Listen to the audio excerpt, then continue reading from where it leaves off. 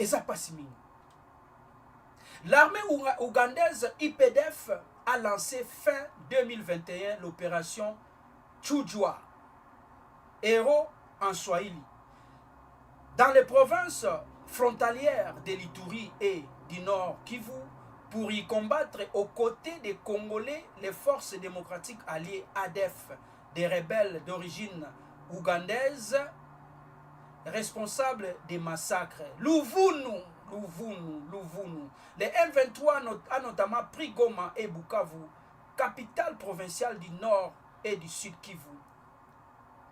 De neuf ou encore de née économie et sécuritaire dans la région enclavée des Grands Lacs.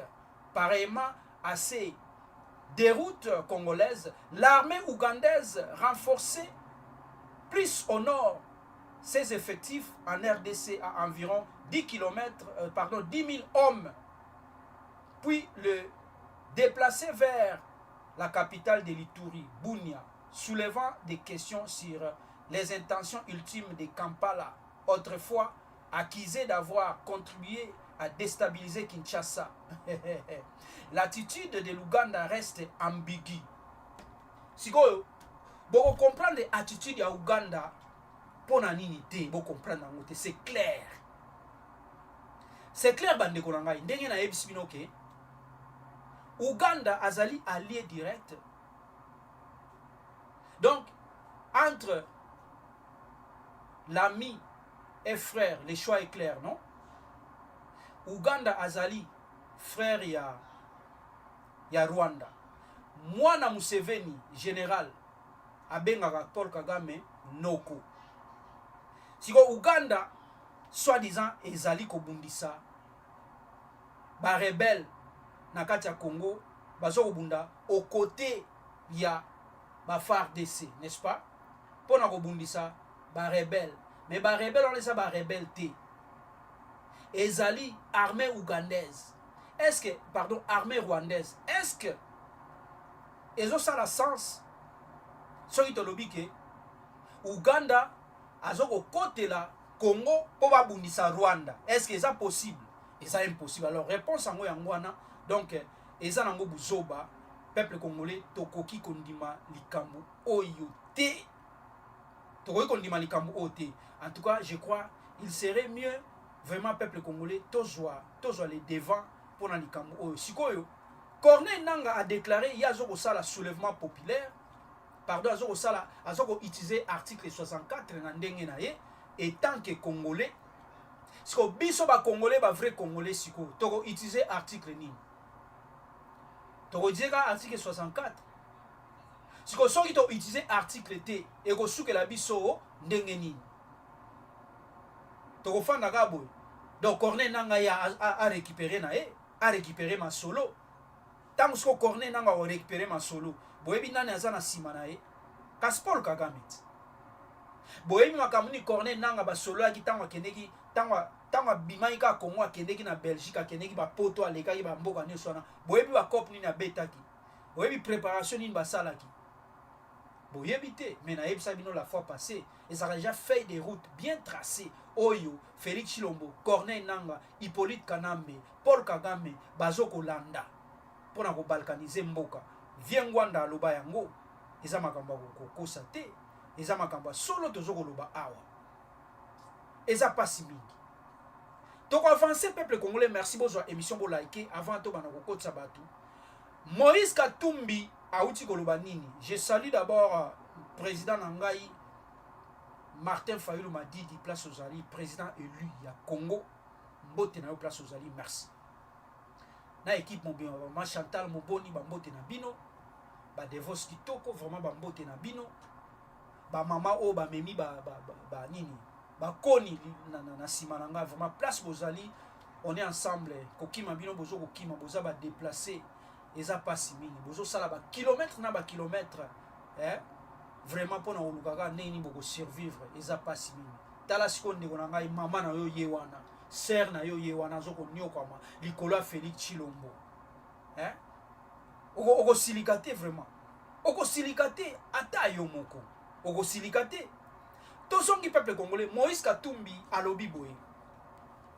Le président Tshisekedi a donc été un grand balobi. Le président Tshisekedi a donc été un grand échec. Il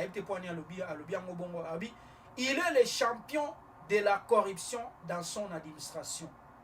Donc Moïse Katumbi a accusé Félix Tshilombo que azali champion en corruption na régime naïe, na administration naïe. L'opposant politique Moïse Katumbi a sévèrement critiqué la gestion du président Félix Tshisekedi, l'accusant d'être responsable d'un bilan négatif marqué dans la corruption et une mauvaise gestion des finances publiques. Nagotu nabino question. Bokoki kolobate que Moïse Katumbi, il faut partager échec et bilan oyo. Est-ce que selon Bino, Moïse Katumbi aussi doit quand même partager échec et bilan oyo à Félix Tshilombo? Parce qu'une fois, Moïse Katumbi avait déclaré que à soutenir Félix Tshilombo, souvenez-vous, comme opposition républicaine, vous avez suivi, on est aquí, parole à Moïse Katumbi. Si on lelo Moïse Katumbi, bon, avant que tu aies lelo, après wana, to mona parti politique naye et kota na union sacrée et soutenant bazo ba poste yandenge na ndenge ba soutenant Félix Tshilombo na ba échec na koyiba mbongo na nyonso ba corruption bazalaki ensemble ndenge ensemble de la République ezali parti politique na bango bazalaki ensemble na Félix Tshilombo ndenge ezali. Donc ils étaient ensemble, Moïse Katumbi et Félix Tshilombo travaillaient en connivence na destruction ya mboka ba corrompre bango parce que tant ba kotaki basalaki ensemble, it's okay, tant ba kotaki basalaki ensemble na Moïse Katumbi peuple congolais, il y a eu le partage de gâteaux, ba partageaki gâteau ensemble une fois encore peuple congolais. Ezali Mawamingi. Lelo Moïse Katumbi nous dit que Félix Tshilombo alobi awa, l'opposant politique Moïse Katumbi a sévèrement critiqué la gestion du président Félix Tshilombo, l'accusant d'être responsable d'un bilan négatif marqué par la corruption et une mauvaise gestion des finances publiques. Parole de Moïse Katumbi. Lors de son récent passage dans l'émission 69X de Mario Noafol, Katumbi a dressé un constat accablant du régime actuel. Donc Katumbi peut osano hypocrite. Katumbi osali hypocrite. Katumbi osali manipulateur. Tobelango bongo. Osali manipulateur. Siko bato bongo. Bosa na bango cohésion. Siko bato bongo. Baya pembeni ya mafa. Bato bongo. Combien de fois bazala pembeni ya mafa ba trahir mafa, ba trahir peuple, ba trahir biso. Est-ce que kutu boyoka lisusu muzitu akenda wapi? Muzitu akenda wapi? Focus place aux anapesio mbote. Nonon kuru. Yebsa focus ayela biso position muzitu. Muzitu azo sala nini? Aza wapi?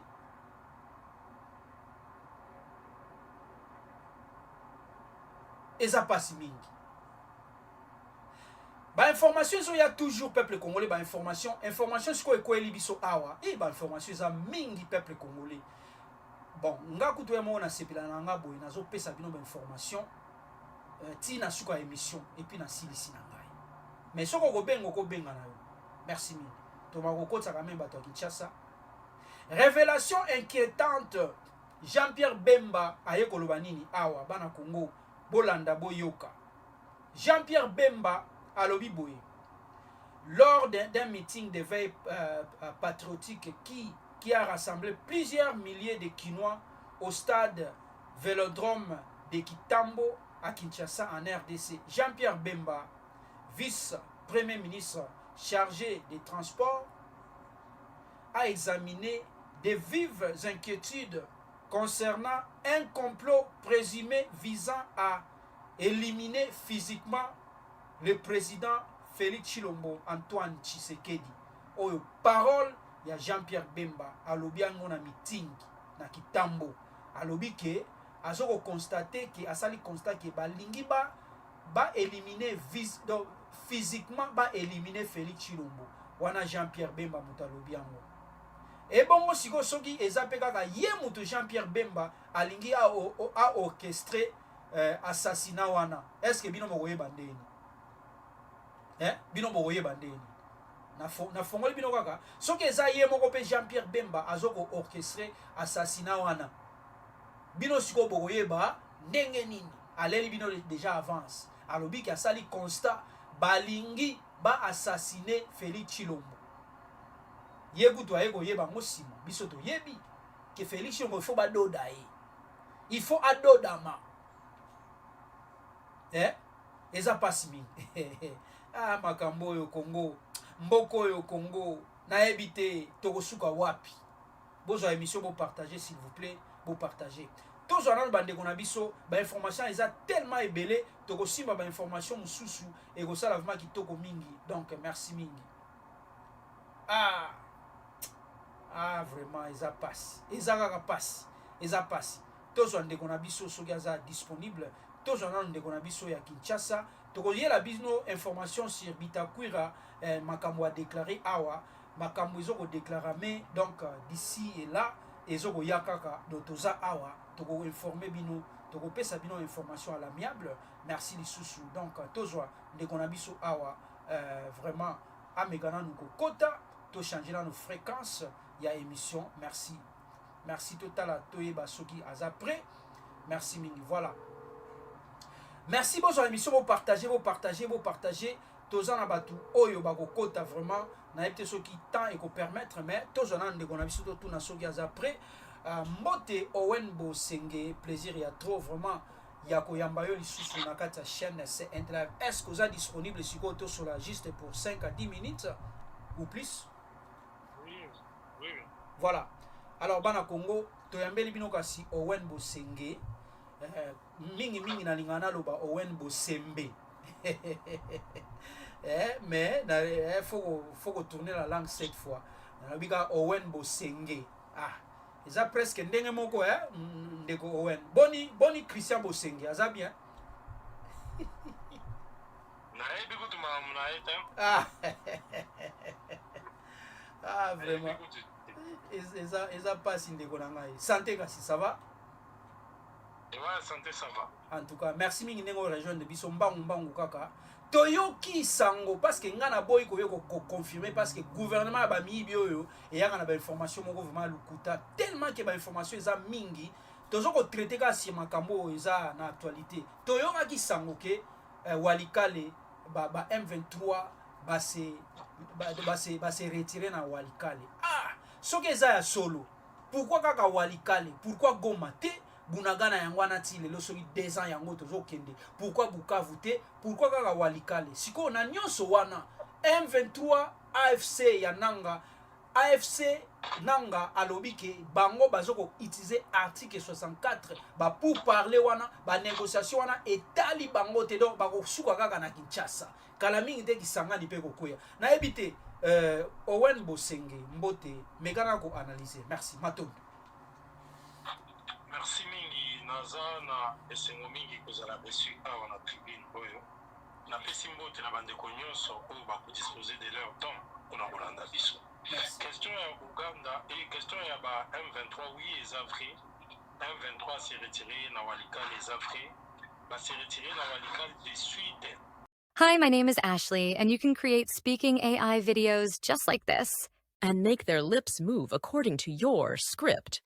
Ya ba échange oyo ndeko na biso Félix Tshisekedi basalaki bongo na président Kagame na Doha epai ya bandeko na biso ya Qatar. Suite à échange na bango bayokanaki que il fallait pas continuer na ba atrocité, il fallait qu'on privilégie nzela ya dialogue que ils ont recommandé na EAC, ils ont recommandé la organisation socio-régionale.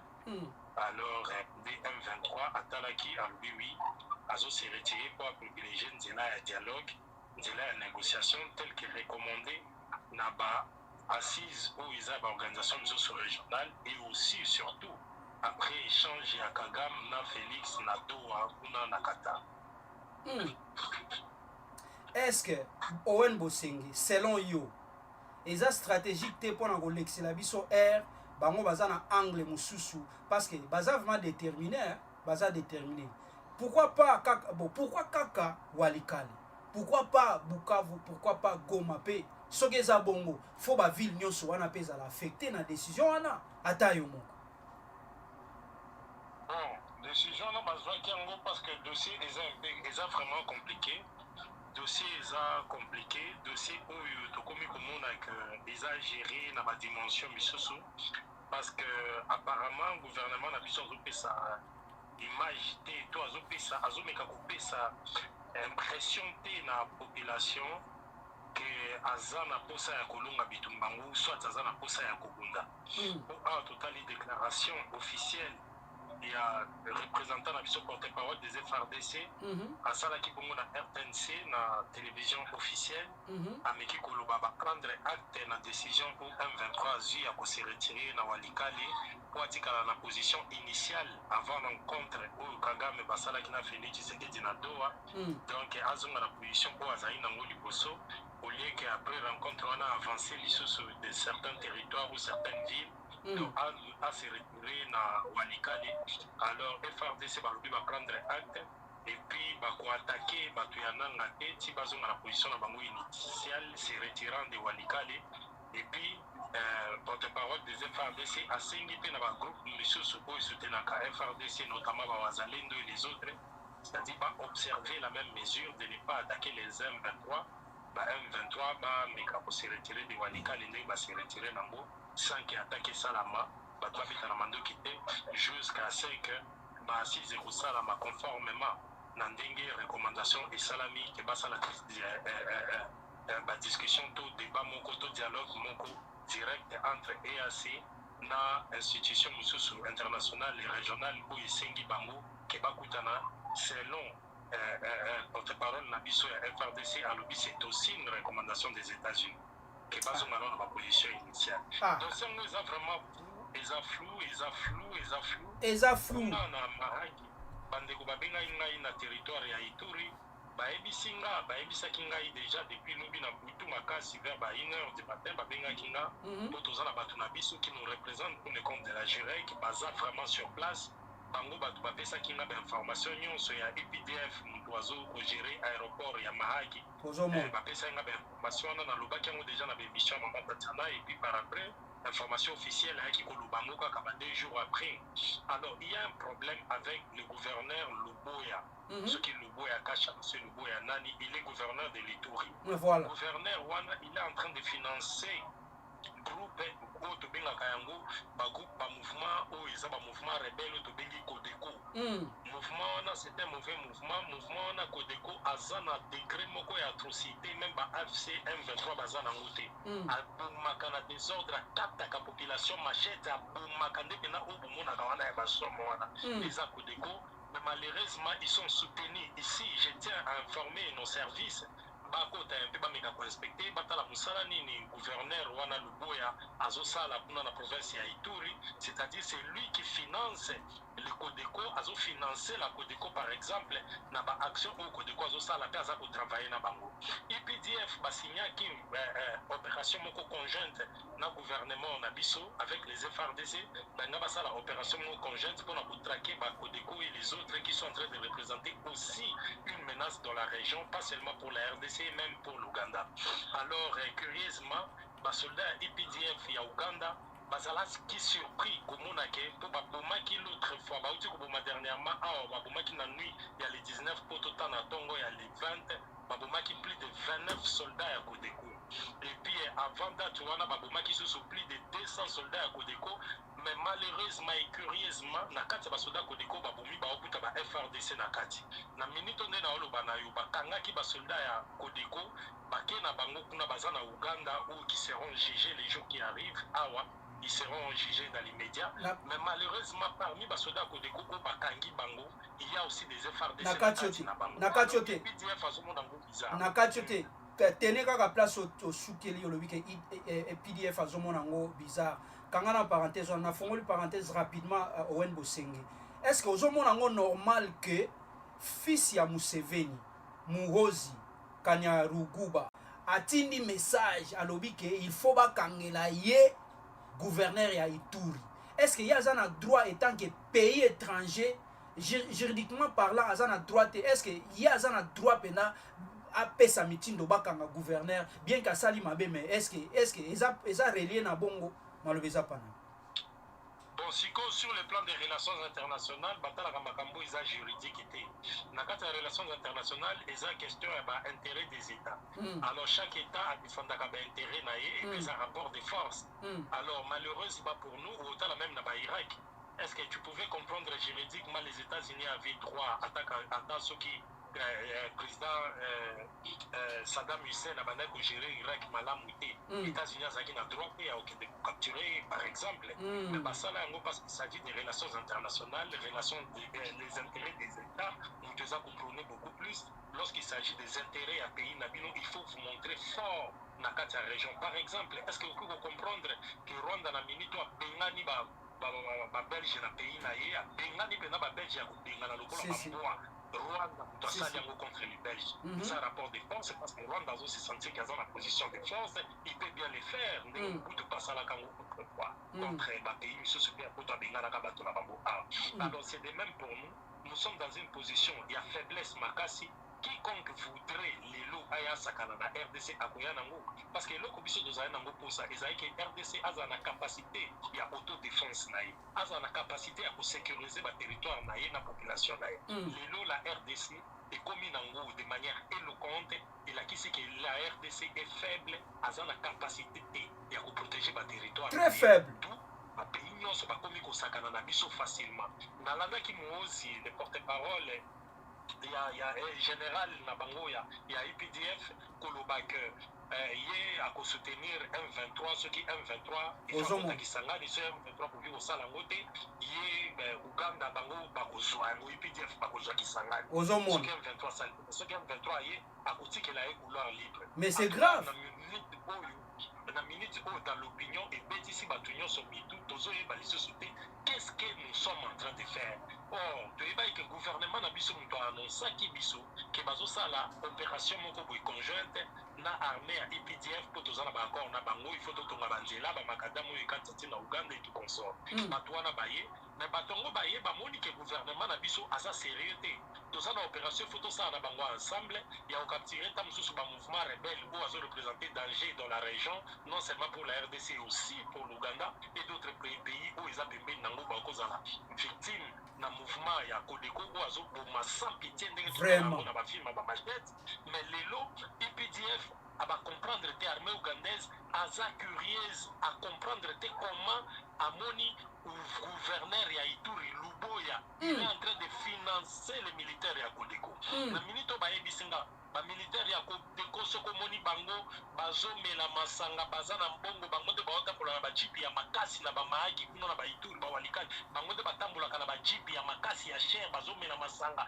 basi kuna nyonso bazomela violer et puis basoda Kodeko bamelaka masanga esika moko na basoda ya FRDC donc on dirait bazana bango bilemite alors Uganda amoni ke bo éviter bango na mboka na bino pour traquer ba mouvement négatif mais azomona que curieusement il y a trahison c'est-à-dire basoda même il y a FRDC qui sont soutenus sous la bénédiction du gouverneur Luboya. Mais c'est compliqué, hein? C'est compliqué, Owen. Déjà manqué sérieux de la part de notre gouvernement. Mais c'est un peu ça. Il y a un moment où il va dépêcher rapidement le nouveau nommé. Il y a un chef d'état-major à FRDC, na minito akitaki Kisangani, et puis ils ont à côté à Mati côté qu'on a Ituri, avec un peu qu'on s'imprégner de la situation. Vraiment. Sikoyo, au moment où je vous parle, je crois, na moni annonce moko boye, na ebte sogeza le loto ya lobby, to fongoli sous parenthèse mususu Owen, merci vraiment pour l'intervention na yo. Jean-Pierre Bemba a annoncé à lobby que azoko constater c'est comme si balingi à lobby balingi ba éliminer Félix Chilombo physiquement. Est-ce que yo mona te que peut-être yé mutazo ko orchestre likambuana bo wana etali biso gutu to ko sepela ngala ko sepela na ko sepela en tout cas et cause appé eza yé mutazo orchestre mais aleni biso déjà avant ça alobi ke balingi ba éliminer Félix Chilombo physiquement do ya yeko yeba onka siko olobi. Bon, pour la Likamboana, ici, je suis en train de saisir le procureur de la République. Il faut procureur général de la République, il devrait se saisir de Jean-Pierre Bemba. Oui. Jean-Pierre Bemba a un trouble fait. Jean-Pierre Bemba a un lelo azo semé division. Jean-Pierre Bemba a lingi lelo a localisé a amplifié fissure déjà ça makasi na kati ya Congo entre les communautés a lingi a amplifié les fissure wana makasi. Le rôle qui est en train de jouer Jean-Pierre Bemba, je ne pense pas que c'est sous la bénédiction de Félix Tshisekedi. On connaît Félix Tshisekedi malgré tout ce que nous condamnons chez Félix Tshisekedi, mais je ne pense pas que Félix Tshisekedi est un seigneur de guerre. Félix Tshisekedi est un seigneur de guerre. Il y a un défaut mais caractéristique il y a la seigneur de guerre est propre à Jean-Pierre Bemba, la classe politique. Alors Jean-Pierre Bemba lelo aye na ba ADN na lolenge na enyo so azala kanango ya caractéristique na ye. Aujourd'hui il est en train de s'aimer dans la population ce qu'on appelle fissure sociale. Or lelo oyo ba pays nyonso ya libanda ils sont en train de nous voir, de nous observer. Un combattant qui kobenga Félix ndenge yo lobi wana je suis prêt écoute ce que babomienga na osepela. Là c'est le langage d'un combattant, on vous le concède. Mais là yo un état politique sur terrain, mes propos doivent être responsables. Bien sûr. Naza déjà mon oyo Naza identifié, c'est facile que rappeler à l'ordre sur le plan judiciaire. Bien sûr. Jean-Pierre Bemba, par exemple, je pense que dans un état sérieux, il fallait qu'il procureur de la République a saisir Jean-Pierre Bemba. Ce qui a yébi, que Balingi Babouma, Félix Tshisekedi, en tout cas, a même élément la justice, pour pas rapidement pour que le président de la République ne soit pas assassiné, par exemple. Mais ce qui a preuve et qu'on a un faux bruit, genre, Jimmy Kitenge, parce qu'à l'Obaka, que à Bazoli Gababo Makabilana, moi Sinae, Bakangaki Jimmy Kitenge pour la faute et à ma preuve, Basengaki Jimmy Kitenge, là, c'est ma preuve, Balibabo Makabilana, moi Sinae. Azalagi Nango. Alors, Jean-Pierre Bemba, et qu'on a la malam ou mingi peu élégant et responsable, Jean-Pierre Bemba Amega, Kotali, ça ma preuve, Wana, et que Balibabo Mafeli, Tshisekedi, Penan Nalikabo Mafeli, Tshisekedi, parce que ceux qui preuve exacté, tu conclure. Donc c'est Jean-Pierre Bemba qui est dans les coups. Azolinga Bouma Félix Tshisekedi, Alati Sabadou Misusu, Oya pour préférer couper sa combo na bango, Alati Sabango responsabilité. C'est très grave, c'est très grave. Parti Oya Kozala très important. So écoute Tokokata Yango, Torelé Yango Lisusu partout. Jean-Pierre Bemba doit donner ses éléments de preuve. À part Zela Bandela élément on a comme ça, na tiango déjà na enregistrant voilà, na bandi, voilà. Allez-y. Ici, nous sommes en train de dire, ma pays nyonso bazolanda biso, ma pays nyonso ya libanda bazolanda biso parce que situation en République démocratique du Congo est inquiétante. Ils ont dérangé dans ma pays africain, dans ma pays occidentaux, dans ma pays nyonso ya orient. Ils ont dérangé presque le monde entier si je dois englober. Ici, Jean-Pierre Bemba, le fait qu'il y ait à lobby Félix Tshisekedi, les anabato bazolinga baboma Félix Tshisekedi, toko sepela mingi procureur général de la République. Au land de la situation où Jean-Pierre Bemba doit être invité. Après Sabino, bah, élément de preuve où ils ont prouvé qu'on veut tuer le président de la République démocratique du Congo. Je cite Félix Tshisekedi Antoine. Alors, ce qui Jean-Pierre Bemba a ma preuve ou en a dit, donc on enregistré en gros sur la liste, il y a ma faux bruit. Faux bruit parce que dès qu'on a vu ce Jimmy Kitenge a PPRD, Bakangakae à l'époque parce que Jimmy Kitenge a l'Obaka et en Natela, il y a ma média qui est Kabila Bazolinga Baboumaye, il y a moi aussi Olive Lebe. Alors Jésus c'est ça qui n'a Jimmy Kitenge au plus vite et puis Bakangaki Jimmy Kitenge a fait sa preuve. Faute de preuves, Jimmy Kitenge a Sala Boloko. Et Jean-Pierre Bemba, tout ce qu'il est en train de dire aujourd'hui, il sera élégant. Et puis, Congo Oto Refaki, que Kabila Soka qui biso va produire à IDPS. Et donc, on pays n'a biso tous en a respect des textes. Et beaucoup plus de valoriser l'état des droits. Jean-Pierre Bemba, il faut Azala interpeller, si nous avons encore une bonne justice, Azala interpeller. Même dans sens, il y a invitation qu'il soit convoqué, Jean-Pierre Bemba ça va élément de preuve, il y a que Bangiba Bouma Félix Tshisekedi. Ce qui Jean-Pierre Bemba si élémenté, ma preuve, mon humanité, population, ma Congolais, bipa Ignon Tozali, donc conclut que Jean-Pierre Bemba est dans les coups, il est en train de préparer Owen. un assassinat contre Félix Tshisekedi. Owen. Peño c'est comme un Félix Tshisekedi, tokochango na muto Jean-Pierre Bemba. Owen, des secondes kokata te zalana bandeko bozo kolanda biso boyoki oyo Owen alobi eza donc eza makambo vraiment très très important. Parti oyo tokokata ngo tokopartage ngo na monde entier. Au moment où Owen azokoloba appel nazu appel privé à na kolakisa bino te pona kokobomba ko masquer mutu. Owen, pour votre information, nazo solana ndeko awa aboyi ko s'identifier alobi ke papa ino nazo landa makambo Owen azoloba. Ndeko na biso ana tele 2 secondes. Ndeko na biso ana téléphone alobi ke papa bon nalobaka 2 secondes non, je vais vous protéger. Je vais vous protéger, croyez-moi, ne vous en faites pas. Ndeko na biso na téléphone alobi ke Jean-Pierre Bemba bazo ko yokana te na Kabila. Siko Jean-Pierre Bemba, peuple congolais, lokola zana accès te na yebinde na olobi nango. Lokola zana accès facile na Félix Tshilombo. Batu ya Jean-Pierre Bemba bako boma Félix Tshilombo mikolo yo. Siko batu wana siko bako latisa ngo ke eza batu ya Joseph Kabila. N'est-ce pas? Eza bon, n'est-ce pas? Est-ce que yo oza sur na makambo zoloba? Introducing Pluralsight's AI sandboxes. First, a prompt sandbox. Experiment with multiple large language models. Mais makambo wana eza très grave. Na robengwa en privé, merci. Soki te mungongo ne yoka na merci. OK. Si tel Ah, si tel est le cas, nous sommes en train d'alerter toute Wow. la communauté. Bandeko na ngai oya UDPS. Owen a fait 19 ans dans l'UDPS. Wow.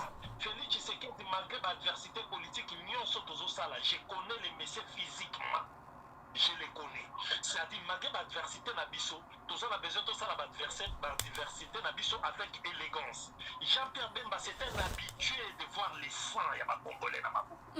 Habitué à voir les Jean-Pierre Bemba, il est très différent de ce qu'il a début. Il y a ma propos, il est très différent de Félix Tshisekedi. On peut tout dire c'est Félix Tshisekedi, mais nga, Owen, n'a pas doute fort que Félix Tshisekedi est armé sur Owen, à Okokosala.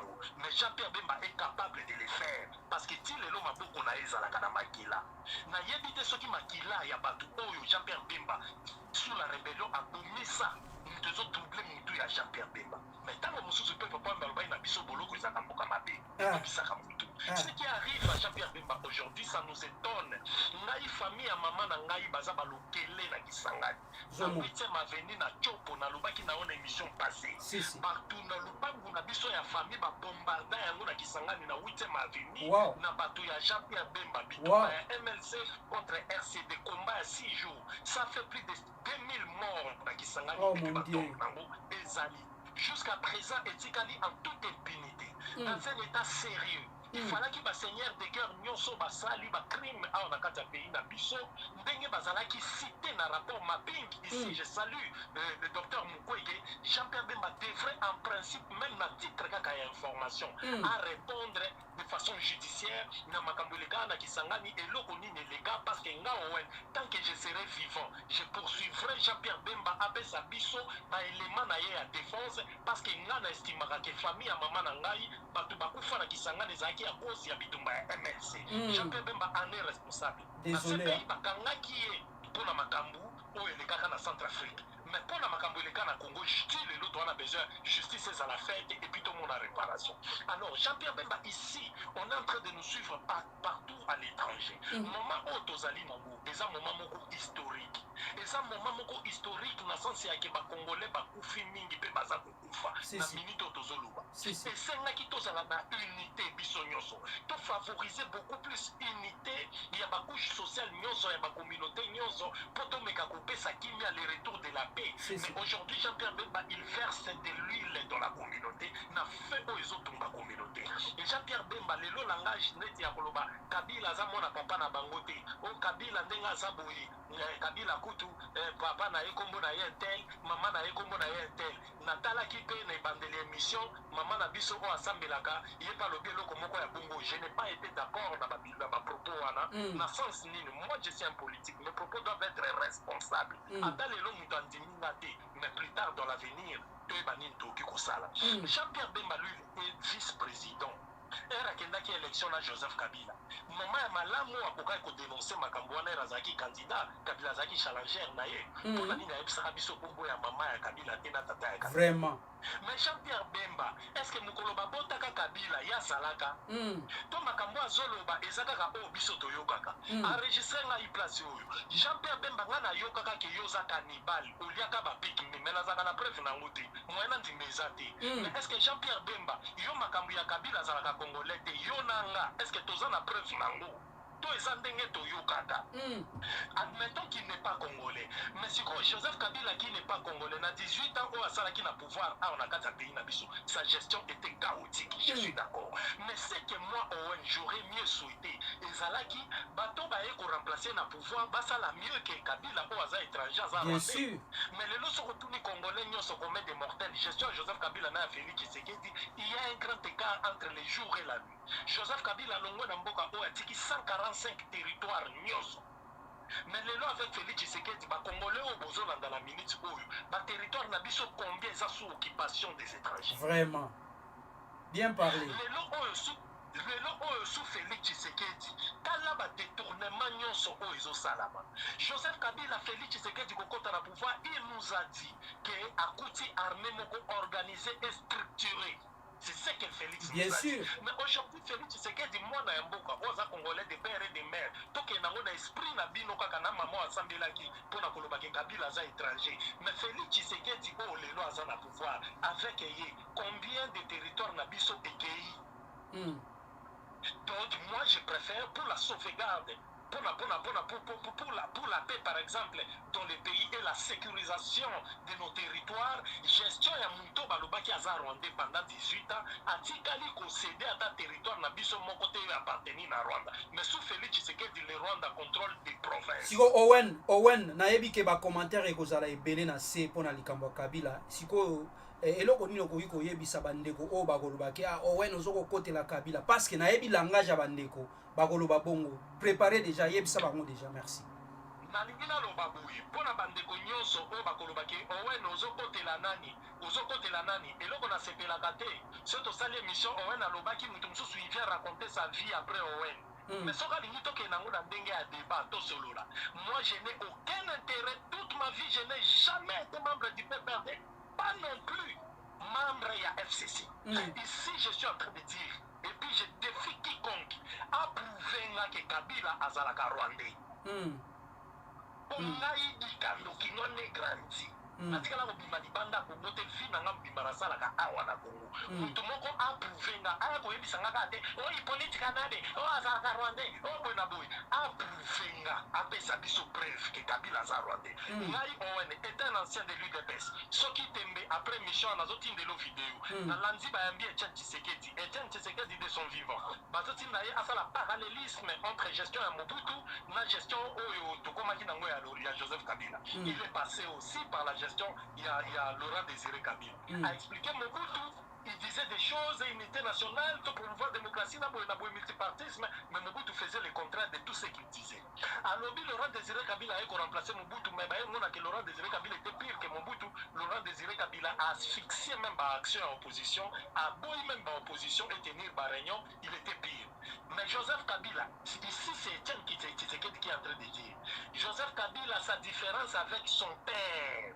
Le fils, Joseph Kabila, le fils, il faisait ceci, il faisait cela. Mais c'est Etienne Tshisekedi qui a traité Joseph Kabila d'être fils de Laurent Désiré Kabila. Moi, étant produit de l'IDPS, j'ai ces images jusqu'à présent. Laurent Désiré Kabila, on lui pose des questions sur Joseph Kabila quand il était chef d'état-major chargé à Force terrestre. Batounier que ton fils a fait ceci, cela qui s'engani. Alors mon fils, il faisait comme ça, mais est-ce que vous l'avez déjà vu passer à la télé? Laurent Désiré Kabila, tata à Joseph Kabila, il y a lobby nabiso keza mwana naï. Na moment on a toza na conflit dans Barwandais. Est-ce que ngaïnde mutu na chaka Laurent Désiré maloba na mundo? Ngana koyoka yo mutu moko oyo benge papa inoawa po ebisanga Kabila komboneza kai politique nabe et autres. Non, on fait de la politique de l'élégance. Et puis Joseph Kabila, qui est un étranger, 18 ans diront, il a géré ce pays. Après 18 ans, il diront, pour la Nina Zozonga, la pays n'a pas la Rwanda. Qu'est-ce qu'il lui faut encore à gagner sous son nez na Congo? Ou à gagner qui était à 18 ans, pour la Nina Zozonga, la Rwanda. Alors, fermons un peu cette parenthèse-là. kende ce qu'on a conclusion ya Jean-Pierre Bemba eloko ni okoloba pona ko conclure pona lisolo parce que c'est grave ma propos à Jean-Pierre Bemba to fongola mis to la to la muka Félix Chilombo babomi. À propos, il y a Jean-Pierre Bemba, ici nous sommes en train de dire qu'ils sont tout simplement irresponsables. À propos, il y a Jean-Pierre Bemba, ils ont favorisé la cohésion nationale. À propos, il y a Jean-Pierre Bemba, Nayabisio Papa Ino Kangadati Alelu, et Koki Kosuka par escalade moko grave, et puis il y aura guerre civile dans le pays. Papa Ino, quand même dans les réseaux sociaux, t'as là propos Jean-Pierre Bemba tenir, t'as là commentaire dans les réseaux sociaux. A bêti si les étudiants.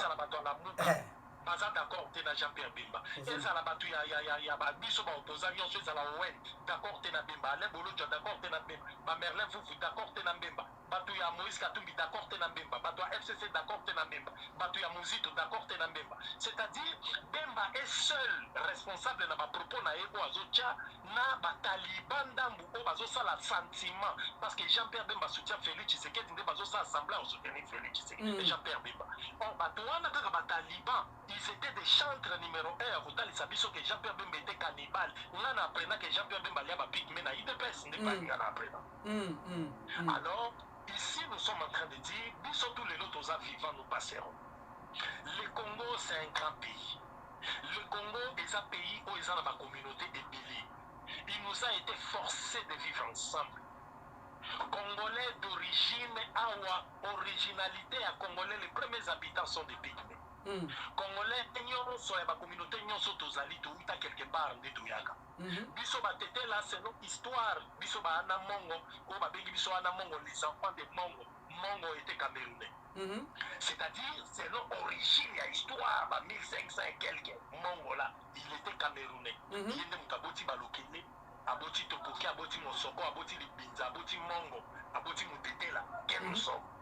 Si vous regardez les loups, Baouta quelque part, ce sont des juifs. Ils ont immigré, pas une abisso. Ils ont immigré, pas une abisso, c'est-à-dire dans le Congo avant qu'il y ait comme un pays. C'est-à-dire ce qu'on taliban de Konabiso, dans la communauté transfrontalière, au Congo, dans la Bicolo, dans la Congo, et Kotatina Angola. Bien sûr. C'est-à-dire aujourd'hui, pour que nous vivions ensemble, pour qu'il y ait de la paix et de l'harmonie dans le quotidien de Bisso et pour l'avenir de nos enfants, il faut tous la responsable de la proposition sur tous tenir. Total la proposition sur tous tenir. Est-ce que les autres ont avantagé les vivre ensemble dans la paix ou bien ils ont kabula Bisso? Et puis nous on a gagné la pour la Jean-Pierre Bemba. Congolais des souches, Congolais 100% métis ça a raté. Congolais, 100% Congolais, il y a métis.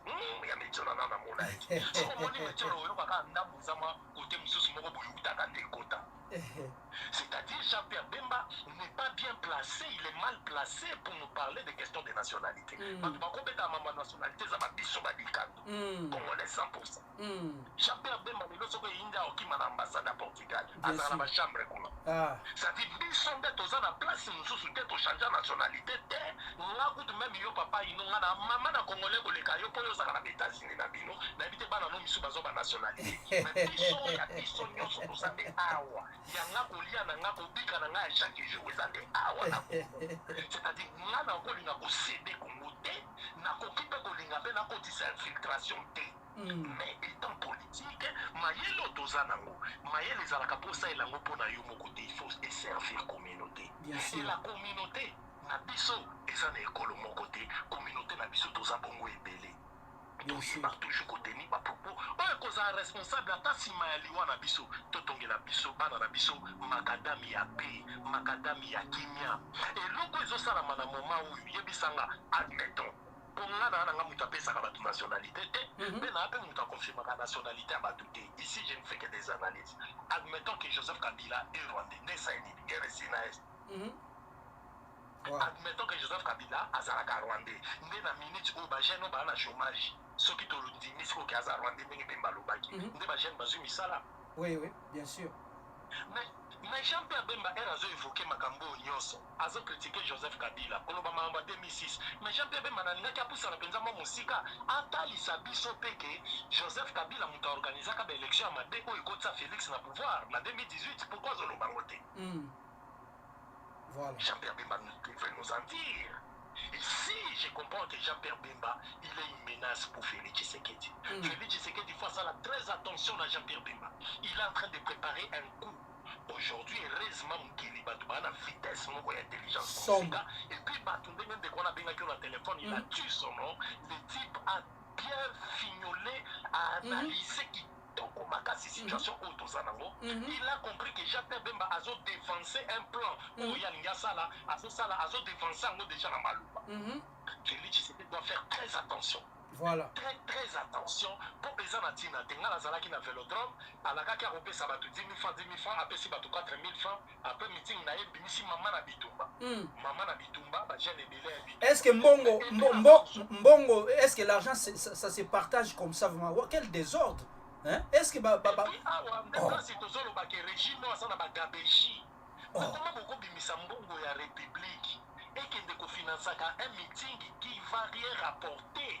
Et qu'on cotise nini na mboka ba meeting au Jean-Pierre Bemba ça parce que là il ne sensibilise pas.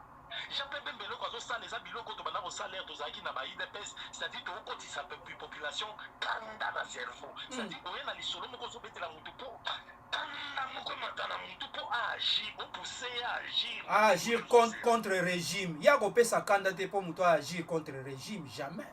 Il est en train de préparer l'opinion à un groupe. Je me suis posé l'autre fois des questions. Comment un type comme Kabila, il peut être plus puissant que tout un régime?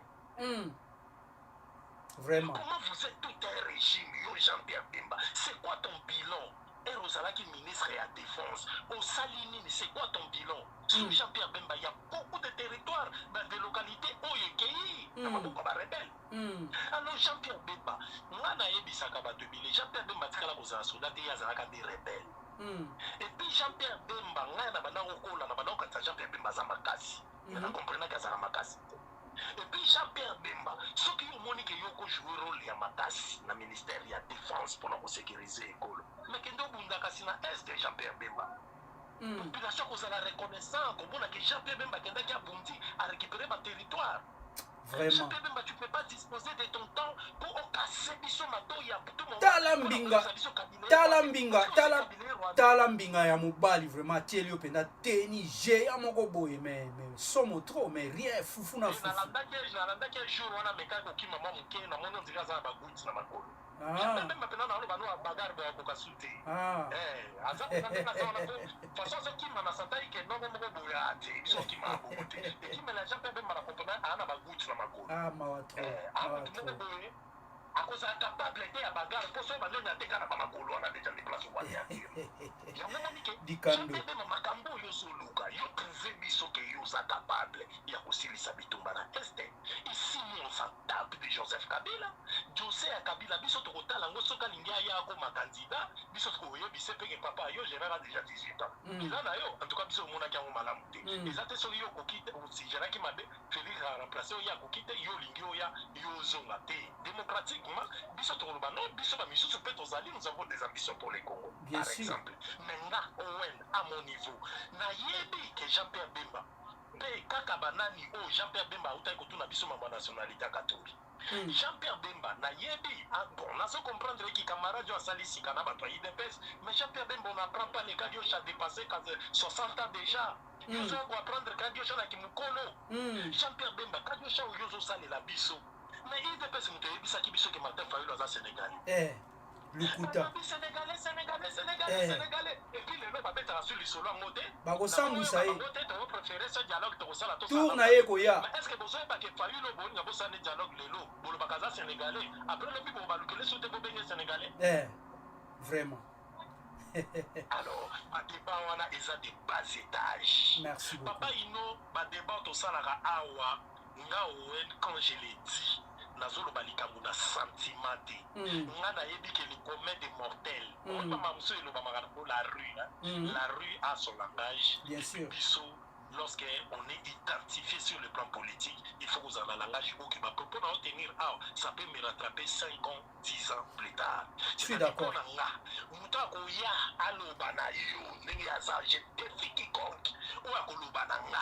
Kabila za Rwandais, je ne suis pas défenseur de Kabila. Voilà. Donc yo yebisi approuvé po soki ya lobi na yo kaka ote yo yo kaka taza ka bona approuvé nde biso ndenge pe na kati yo te ndenge pe ngati lelo na telemelaka pero luwaka ti lelo azongelaka nga te na bapreuve ke bapesa Martin Fayulu badi 5 millions de dollars américains ti lelo preuve eza te nazokozela yango oyebi ke nga nayoka musicien oyo Fally Ipupa nayoka bato baloba Fally Ipupa azaka pede nayoka ngo bata na tro na mokili o mutu na nga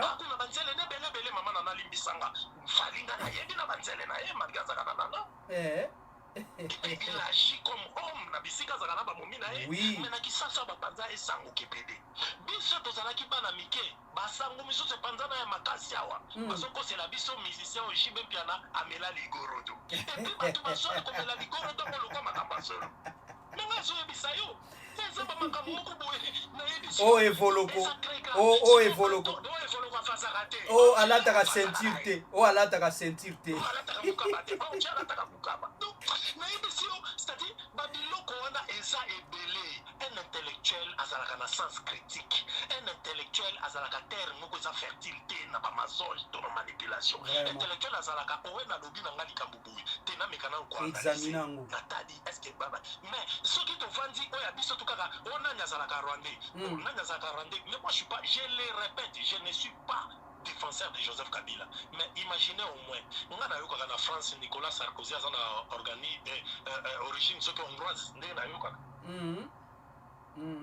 nayoki Barack Obama aza na origine Kenya bien sûr wana eza prouvé maintenant on doit aller plus loin voilà. On doit évoluer voilà. Ma débat nani est congolais nani n'est pas congolais toyokaka maman Marthe aza angolaise nga nayoka maman Marthe maman Félix aza angolaise kasi angolais na congolais toza bato moko bongo problème eza te toza bato moko te angolais ya pays mosusu Congo pe pays mais sikoyo logiquement parlant so totali na histoire toza bato moko toza na bancêtre moko logiquement écoute biso ndenge toza boye un rwandais c'était rwandais un congolais c'était congolais un angolais c'était angolais toza motu moko te bongo sikoyo na ka na nga sikoyo avant zela sikoyo avant batrace bafrontière eza na mboka moko na Congo kota ba Congo kombo nango Pazankama oyebi yango oyoka yango Pazankama sikoyo mboka wana ezalaka na kati ya Angola tant sikoyo baportugais baye batrace boye na babelge Pazankama sikoyo ti lelo ese retrouva na kati ya Congo mais soko tali bien donc bakoko na biso mususu parti mususu batikala na frontière kuna na Angola parti mususu na kati ya Congo eza compliqué eloko na oloba na yo eloko na oloba na yo qu'il y a des communautés transfrontalières mais ce sont des sujets où bato bako comprendre ngo faut baza mayele makasi ndeko moko na lekaka émission moko pa balianga ndo buye na lobeli makambo oyo ndeko wana yebenga na émission na yo il m'a manqué de respect il m'a insulté azoba wen bazomeli wen bakosomela nga licencié na politique étrangère je te parle de ce que j'ai appris il y a des communautés transfrontalières mondela esala ba découpage na ye atalaki te ke nazokata awa eza bikolo mususu ekati tina ngambo wana kuna quand je lui ai parlé qu'il existait de tout congolais o bato balingaka kondima yango te ozo expliquer bato bazoboya yango mais touti lisusu awa kaka dernièrement awa gouvernement na biso auti kosala communiqué officiel pour reconnaître qu'il existe de tout congolais eza ba sujet inaudible ils existent nakopesa exemple Owen Bosenge Dikando nalingaki nasukisa ngo na ndenge nini mpona koloba mpe lisusu estce oyebi ke bateke ekolo tolobaka bateke awa nakanisi vie na nga Josol Mambo na Paris napesi ye mbote moteke mpenza ya solo vie na nga yake oyebi ke bateke kaka oyo tolobaka bateke awa vous savez pourquoi on appelait Omar Bongo le roi de bateke? Non. Mais il y a des Batéké au Gabon. Il y a des Moutéké à Congo Brazza. C'est-à-dire, avant le découpage, il y avait une communauté. C'est-à-dire, et ça la communauté va vivre dans Bango. Mais le monde là est au Chamindelo. Et ça, les non quoi abimi côté pays mususu. Maman les abimi côté pays mususu. Nagopeso exemple où ezoko concerné ngai. Nazoko beta sete na likambo na ebi pourquoi. Rwanzinga Nkuvu Owen Rwanzinga Nkuvu otutanga na histoire na biso Rwanzinga Nkuvu siko moko ya bana na ye aza koko na ngai oyo donc abota père oyo abota papara ya mama na ngai ozo comprendre sikoyo likambo bongo sikoyo un jour sikoyo tokoexplika ngo bana c'est vraiment compliqué hein nakangi parenthèse wana omoni eza sujet moko très sensible menga nasepelaka lelo kenga kolo mosusu naleka na émission ya balianga ndo. Tout le monde m'a appelé, ne connaissant pas ma qualificatif à Batumissou, surtout que c'est un bango scientifique, ils m'ont traité de tout ce qu'ils m'ont traité. Je me suis assumé, n'assumé ma propos nanga. Lelo oyo, que nous renseigne l'histoire. Même Patrick Mouyaya Ayeko Lekana RTNC, il est passé avec celui qu'on traite rwandais Guizaro pour essayer de nous dire que même Félix Tshisekedi a demandé au gouvernement que le système éducatif Nabiso, Bameka pour enseigner, Banake Batunyo, Soyazolo Milaï, Baza forcément, Rwandais, il y a Congolais, Bazali. Ils existent. Donc, c'est-à-dire, et pas la biso, il faut tout comme la dimension, il faut des vrais débats dans la dignité, dans la paix, tout ça là-bas, choc qui a idée, comment on peut développer notre pays. Un pays a plus de 100 millions d'habitants. Vous allez me dire que dans 100 millions d'habitants, nous sommes dans la Congo, nous sommes tous aux Bantou. Ce qu'on t'a dit, histoire d'Isaïr, il y a 4e année primaire, on va te dire, groupement humain, ils ont composé population à Zaïr. Et puis vous verrez, il n'y a pas que des Bantous. Mais on n'a pas dit que est-ce que tokosala émission moko scientifique te ya bongo parce que j'en connais trop na likambo yo tokosala émission moko te un jour oui. En tout cas, merci beaucoup, Papa Ino. Baoutaki Kobenga Ngai, et pas il y a Ndekomoko Azaya en pouvoir, à Salaki, à disposer qui plateau na Mbimba, parce qu'il y a Ebiki, Owen a s'est spécialisé dans le domaine Wana, la politique étrangère, domaine Yaowen. C'est-à-dire, il a appris l'histoire politique du Congo, du Congo. Owen a maîtrisé Biloko Wana dans la politique étrangère. C'est-à-dire, on m'a laissé tout un plateau d'une heure du temps, les lots émissions, on a sur l'Italien, pour se servir. Et moi, quand j'ai fait cette émission, ils allaient 2 semaines avant que Patrick Mouyaya c'est pour reconnaître qu'il existe des communautés transfrontalières. Les lois sont des communautés même Bajosa, Bajosa, Angolais. Mais non, Jossar c'est un Congolais, mais tribu na yende kati sati na ngambo za ba de koti côté kuna misu batika la côté na biso ya bakongo. Alors, Siko, awa et pas na biso to comme makati na attribution des nationalités étrangères et ça nous divise. Ngai ONG préfère nga. Même un Américain s'il gère le Congo, à développer le Congo comme il se doit. Le système éducatif y a malamu. Salaire beaucoup décent. Nous sommes dans la liberté, dans la justice. Moi, je serai partant. Dikando, pour na kosukisa namoni commentaire moko ya ndeko na biso wana José et Selinga Nzekama alobi boy. Owen, monsieur Owen, vous pouvez aussi réfléchir à l'inverse. Mais Kabila peut faire taire tous ceux qui disent que Kabila est rwandais en faisant les tests d'ADN. N'est-ce pas vrai? Qu'est-ce que vous en pensez? Non, à toutes les questions, moi, bien. Mais en droit, on dit ceci. Ma preuve, mon apporte ma preuve est accusateur. Ceux qui ont imputé mon tolika moko songolo, ils ont des faux, mais ma preuve, où il faut confirmer thèse. C'est pas mon toyo fundié, ou les Cambouillens de sous mon fire la preuve, ils ont des moutons fundaï. Mais ça, ma preuve, où il faut confirmer thèse. Mais Aden pe ko pesa ma partie ya suki ya mutu. Donc cela veut dire mutu wana. Pour ça la Aden déjà, on est déjà Kabila pour ça les Aden c'est insultant. C'est un manquement de respect. Kabila c'est un ancien président de la République du Congo, a géré Congo pendant 18 ans. Je ne pense pas parce que Jean-Pierre Bemba, Tonan de Komoko Bouvanda qui vous s'appelle na Kabila T, ne Kabila Bamoraye, a Ekosalisaden pour répondre.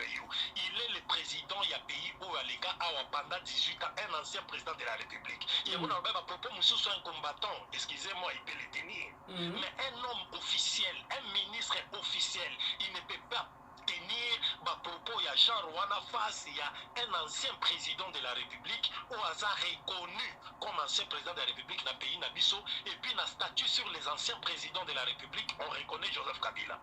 D'où en droit balobakango même si le plan ba document et administration ba texte administratif balobi document akomaka abrogé s'il y a une nouvelle loi. Lorsqu'il y a encore une loi qui reconnaît Joseph Kabila est un ancien président de la République démocratique du Congo et puis zaïrois congolais.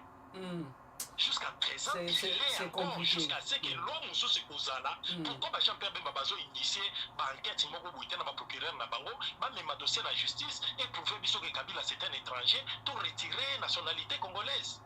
Parce que jusqu'à présent, il est encore reconnu comme congolais. Merci beaucoup. Voilà. Donc, il y a une spéculation, comme Masolo Misikita, tous les bêta Masolo et Amboka, et puis ils ont Mitou et Sala. Si les locaux, bato bayebi Kabila, o bazalaka epai Kabila, botamaka, bayebi tata ya Kabila, o bango lelo bazolo bango te bango naka Kabila, era botamaka, bango bazana na bato benga auditionné attestation de naissance ya Kabila, bango bazana ngo, o bayebi kombo ya tata na mama ya Kabila ezaka Laurent Désiré Kabila te, bango ba bule lokwa bango batinga koleka Laurent Désiré Kabila. Donc Laurent Désiré era bana o bango batuke Kabila c'est mon fils. Donc Laurent Désiré azaki yuma, o yonde ko yo kolobanga Kabila za Rwanda yondo timba koleka.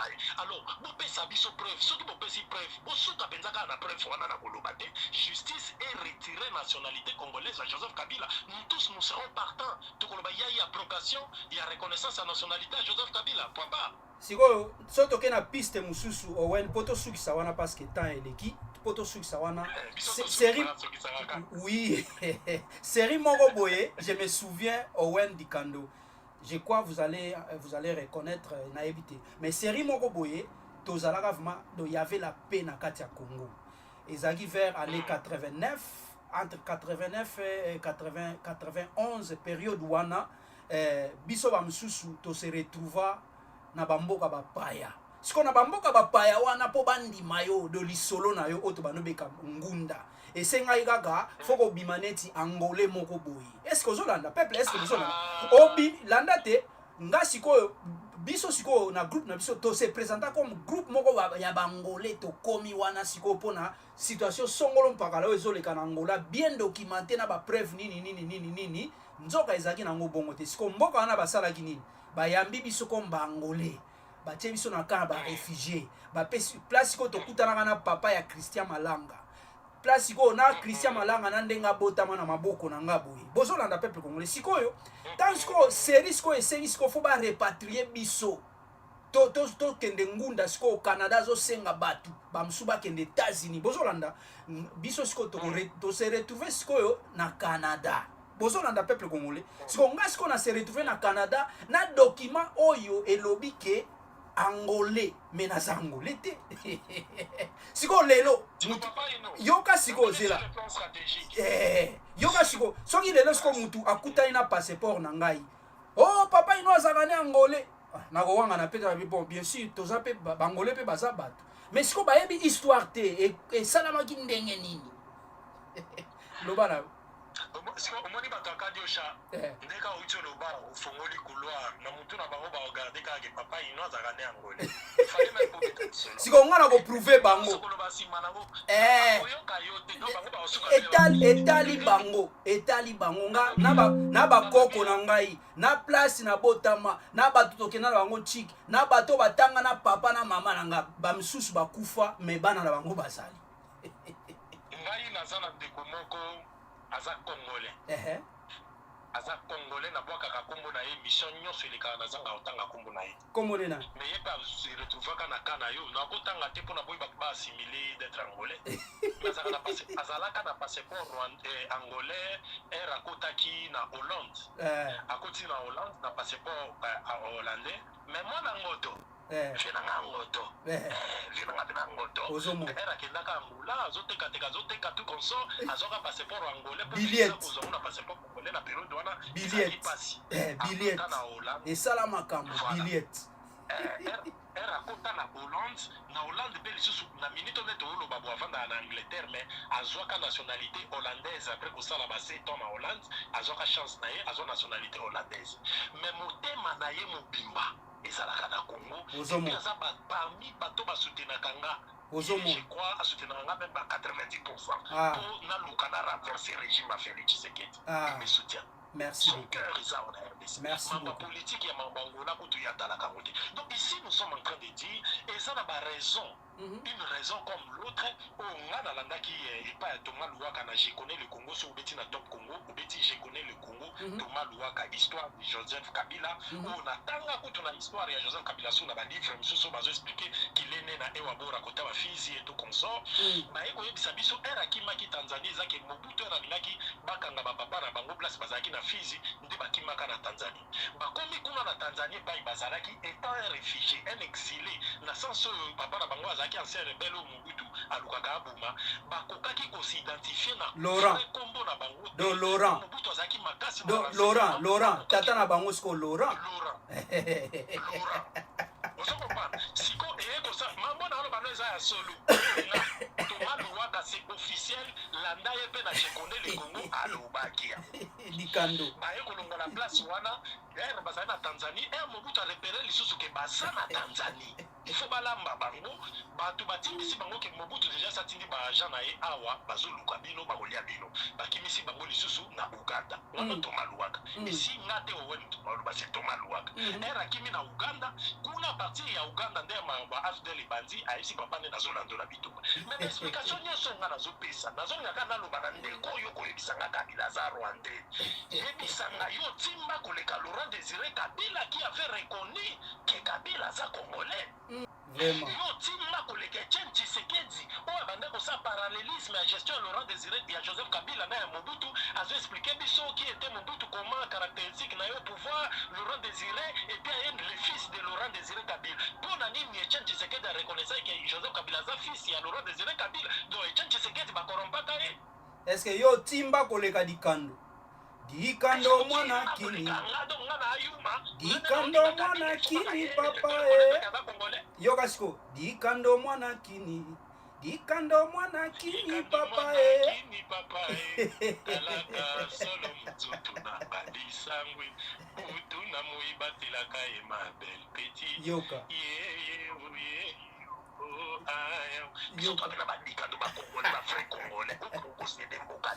Merci à toi. Merci.